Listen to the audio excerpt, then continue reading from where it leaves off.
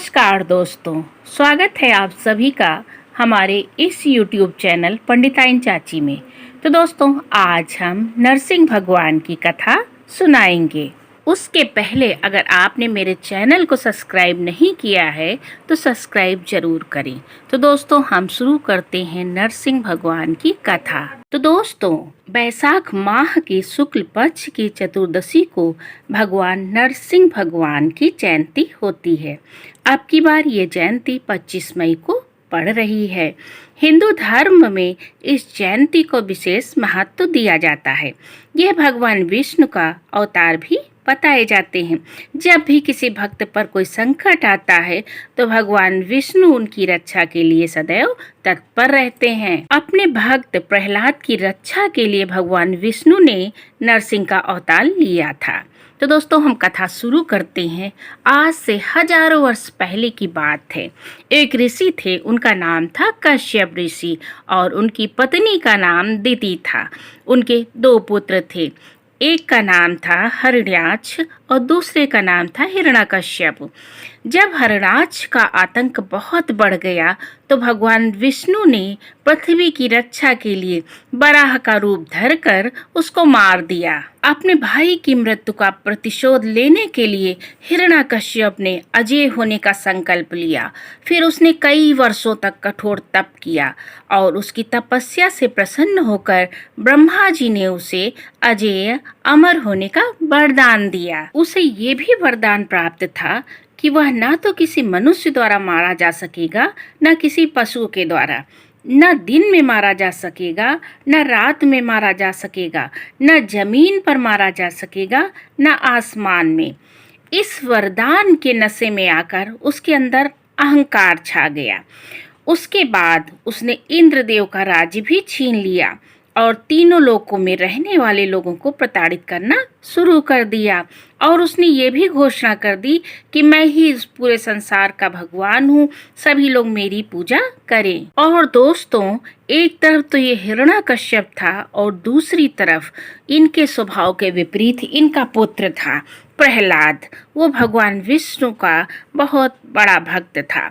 पिता के लाख मना करने पर भी और प्रताड़ित करने के बाद भी वो भगवान विष्णु की पूजा करता रहता था।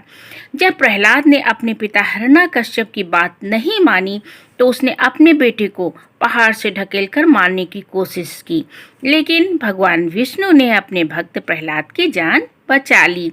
इसके बाद हिरण्यकश्यप ने प्रहलाद को जिंदा जलाने की नाकाम कोशिश की। इतना ही नहीं, प्रहलाद को सांपों से भरे कारावास में फिकवा दिया। हाथियों के पैरों को नीचे कुचलवाने का प्रयास किया गया। पहाड़ के नीचे खाई में फेंका गया। अस्त्रों से शरीर के टुकड़े करना, अग्नि में जलाने का प्रयास करना, बहुत सी चीजें की गईं। मगर आश्चर्य की बात यह थी, जब भी वह अपने पुत्र के वध करने का प्रयास करता तो प्रहलाद श्री हरि का जाप करने लगता और स्वयं भगवान विष्णु उनकी रक्षा के लिए आ जाते। एक दिन हिरण्यकश्यप की भगवान विष्णु के भक्त प्रहलाद पर अत्याचार की सीमा समाप्त हो गई और भगवान विष्णु ने नरसिंह का अवतार ले लिया। वैसे तो भगवान विष्णु नरम स्वभाव के और धैर्यवान थे। इस कारण वे हर बार शांति से बिना क्रोध के अपने भक्त प्रहलाद के प्राणों की रक्षा करते आए थे।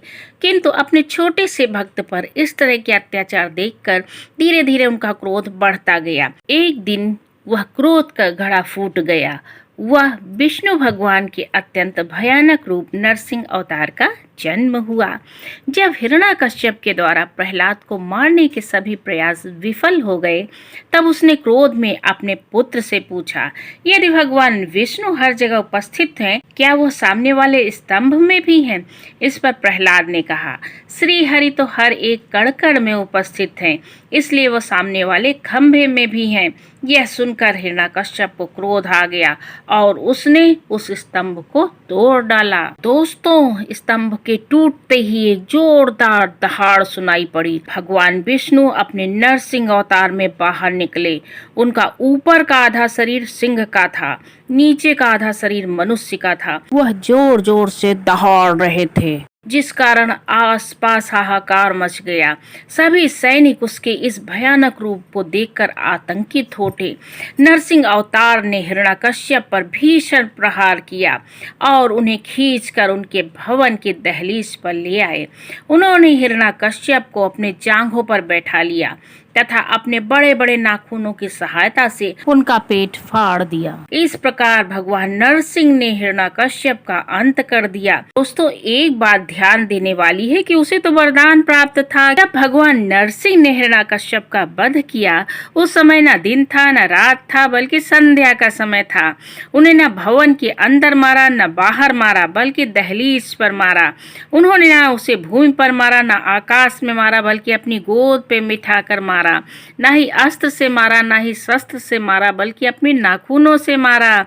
साथ ही भगवान नरसिंह का अवतार ना कि मानव का, ना पशु का, ना किसी सुर का, ना असुर का, ना उनकी उत्पत्ति भगवान ब्रह्मा ने की थी।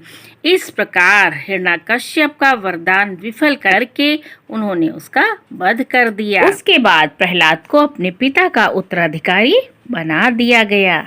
कहते हैं कि नरसिंह जयंती के दिन जो कोई भी व्रत करके इस कथा को पढ़ता है या सुनता है, उसके सभी पापों का अंत हो जाता है, सारे दुख दूर हो जाते हैं और मन मांगी सारी मुरादें पूरी हो जाती हैं।